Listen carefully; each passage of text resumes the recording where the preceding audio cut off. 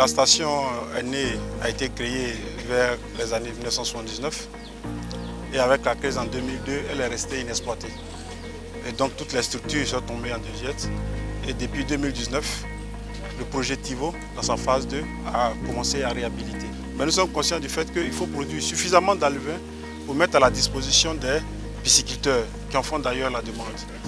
Et donc, comme nous sommes dans la phase de réhabilitation, on garde beaucoup d'espoir à la visite de M. le ministre pour que les closeries, qui est un maillon essentiel dans le processus de production d'alevin, les closeries soient réhabilitées. Comme M. le ministre l'a indiqué, des structures d'accompagnement vont être établies pour permettre aux travailleurs d'améliorer un peu leur cadre de vie, je voulais dire. Dans le cadre de la politique nationale de l'élevage, de la pêche et de l'aquaculture, nous avons développé un cadre stratégique qui est le plan stratégique pour le développement de l'aquaculture.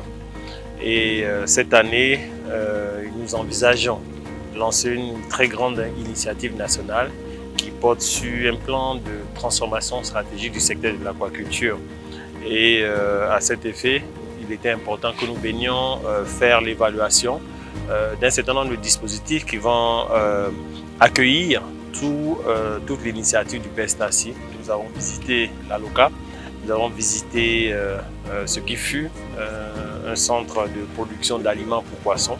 Et en fait, nous sommes ici au CNRA, dans sa branche qui s'occupe du secteur aquacole.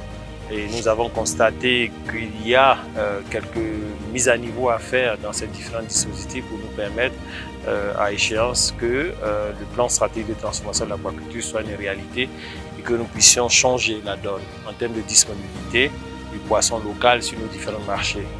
Parce que, tenez-vous bien, annuellement, nous ne produisons qu'à peine 5 000 tonnes de poissons, là où il y a pas de 600 000 tonnes que nous importons.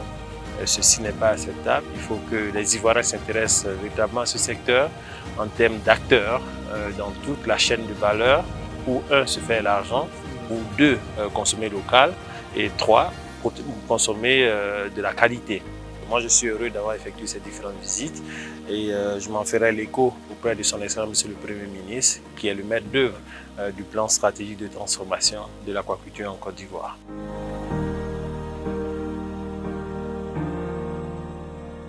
Agir pour notre sécurité alimentaire.